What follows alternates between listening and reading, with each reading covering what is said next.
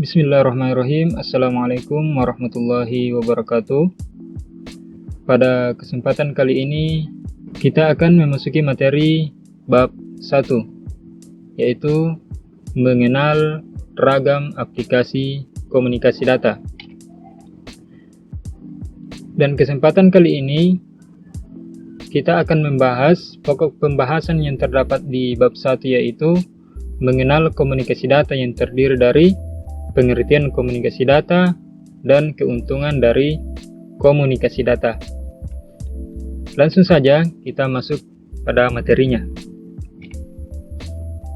Apa yang dimaksud dengan komunikasi data? Jadi, komunikasi data itu adalah sebuah proses pengiriman paket atau data atau informasi dari satu sumber menuju ke suatu tujuan. Pengertian sederhananya adalah jika ada dua buah komputer atau dua buah laptop yang saling mengirim file dari laptop yang satu ke laptop yang lain, maka itulah yang disebut dengan komunikasi data. Jadi sederhananya adalah ketika dua buah perangkat komputer atau lebih saling bertukar informasi, saling bertukar data, maka itulah yang dimaksud dengan komunikasi data.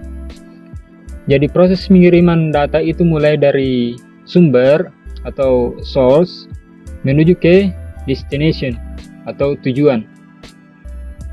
Jadi sederhananya seperti itu yang dimaksud dengan komunikasi data. Jadi komunikasi data ini, istilah komunikasi data ini sebenarnya juga digunakan pada perangkat telepon seluler, yang dimana ketika kita berkirim pesan atau berkirim file ke teman kita melalui HP Android, maka itu bisa dikategorikan sebagai komunikasi data. Sekarang kita beralih kepada elemen komunikasi data. Pada gambar yang tampak pada layar ini ada beberapa bagian-bagian sehingga terjadi yang namanya komunikasi data. Mulai dari bagian source system yang terdiri dari source dengan transmitter, kemudian bagian sistem transmisi, kemudian bagian yang ketiga adalah destination system, yang dimana terdiri dari receiver dengan destination. Apa maksud dari elemen-elemen komunikasi data ini? Yang pertama, sumber atau source, yakni elemen yang membangkitkan data atau informasi yang ditransmisikan. Elemen ini dapat berupa alat input pada komputer. Maksud dari source ini adalah yaitu di mana datanya itu data, bagaimana data tersebut bisa dibuat atau file tersebut dibuat. Kemudian di sini dikatakan bahwa elemen ini dapat berupa alat input pada komputer. Salah satu contoh dari alat input pada komputer yaitu pada keyboard. Misalnya pada saat kita membuat sebuah file dokumen dengan menggunakan aplikasi Microsoft Word.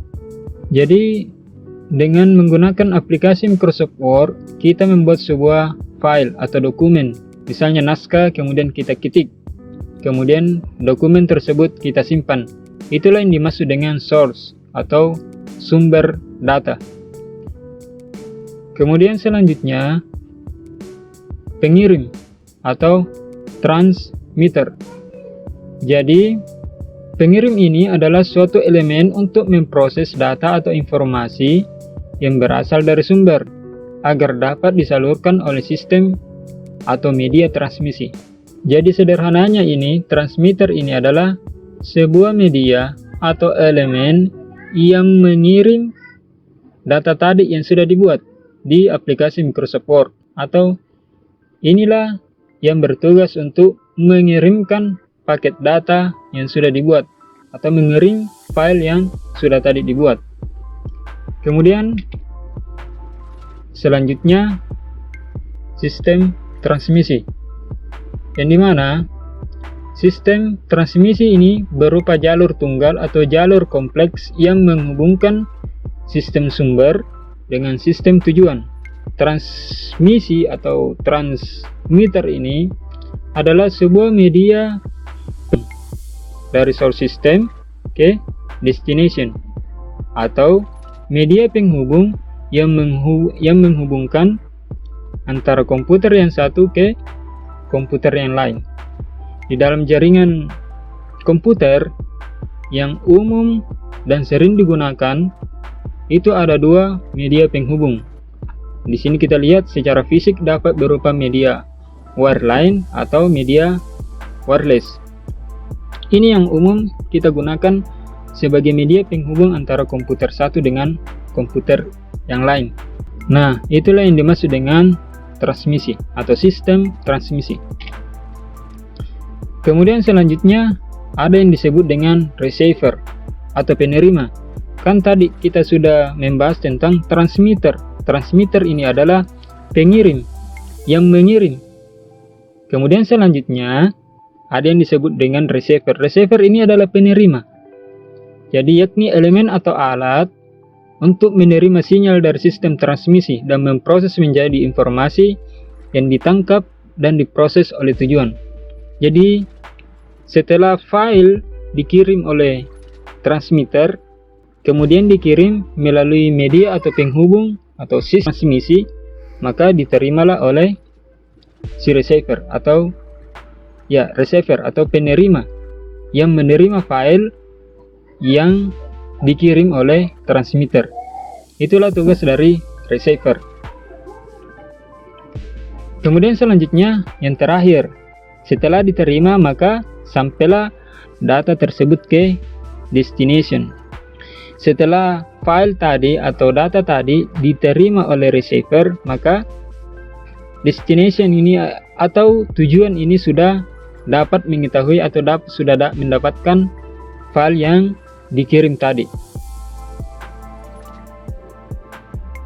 Itulah sederhananya dari destination. Inilah elemen pada saat terjadi yang namanya komunikasi data, mulai dari source atau sumber data itu sendiri, kemudian datanya atau filenya dikirim. Setelah dikirim ini, supaya file atau data yang didapatkan dari sumber ini bisa sampai ke tujuan, maka harus melalui media penghubung atau sistem transmisi yang kita kenal tadi ada dua, melalui wireline dengan wireless. Setelah dikirimkan, maka diterima oleh receiver. Setelah receiver menerima file dari transmisi dari transmitter, maka file tersebut diteruskan ke tujuan seperti semula. Maka itulah satu proses atau satu siklus terjadinya komunikasi data. Tadi kita berbicara tentang media transmisi atau media penghubung. Jadi media transmisi itu adalah media penghubung, yang dimana media penghubung yang umum digunakan di jaringan komputer itu ada dua, yaitu wireline atau menggunakan kabel yang sering kita jumpai, yang sering kita gunakan itu adalah kabel UTP untuk menghubungkan komputer satu dengan komputer yang lain. Itu ketika kita menggunakan yang namanya kabel.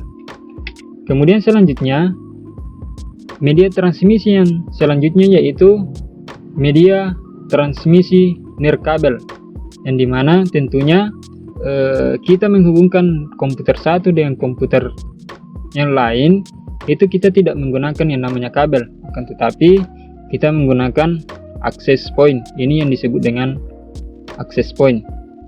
Nah, itulah dua media penghubung atau media transmisi yang sering digunakan di dalam jaringan komputer. Selanjutnya, apa sih keuntungan dari komunikasi data ini? Tentunya ketika komputer bisa saling berbagi informasi, bisa saling berbagi file, otomatis banyak sekali keuntungan yang didapatkan ketika satu komputer itu bisa saling mengirim file. Di sini ada beberapa keuntungan yang bisa kita dapatkan dengan adanya komunikasi data. Yang pertama, penggunaan komputer secara terpusat. Misalnya, seperti gambar ini adalah server. Istilahnya server. Server itu adalah suatu komputer yang dimana semua data terkumpul di situ.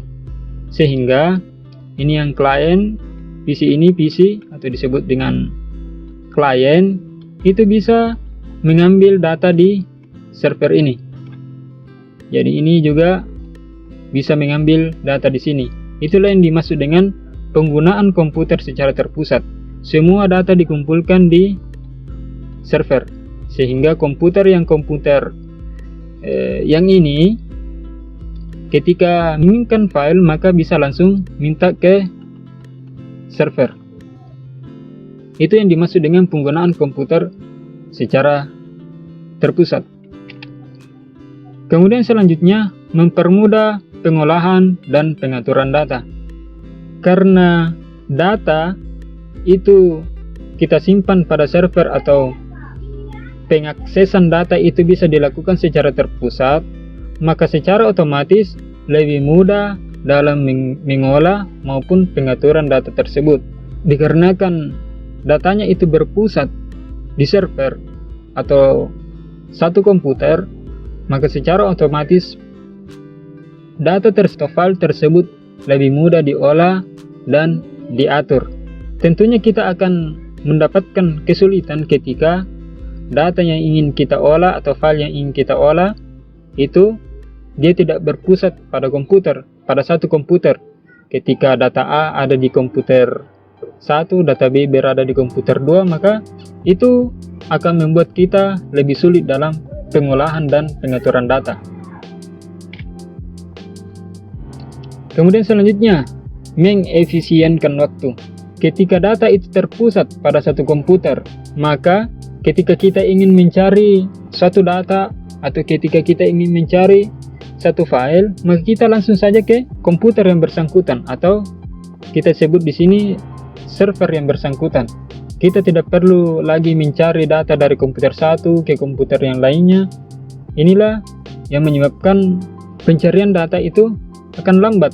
Jadi ketika data itu terpusat pada satu komputer, maka kita bisa lebih menghemat waktu, terutama pada saat kita ingin menemukan sebuah data. Kemudian selanjutnya, mempercepat penyebaran informasi. Dengan adanya komunikasi data, dengan bisanya komputer itu saling mengirim file, maka itu akan lebih mempercepat penyebaran informasi. Salah satu hal yang sederhana ketika kita semua tentunya memiliki yang namanya HP Android atau smartphone. Dengan adanya HP Android ini, kita lebih data atau informasi atau berita-berita yang banyak bertebaran di internet itu lebih cepat kita ketahui, lebih cepat sampai kepada kita dikarenakan adanya komunikasi data. Itu dikarenakan karena perangkat yang satu bisa saling mengirim file ke perangkat yang lainnya.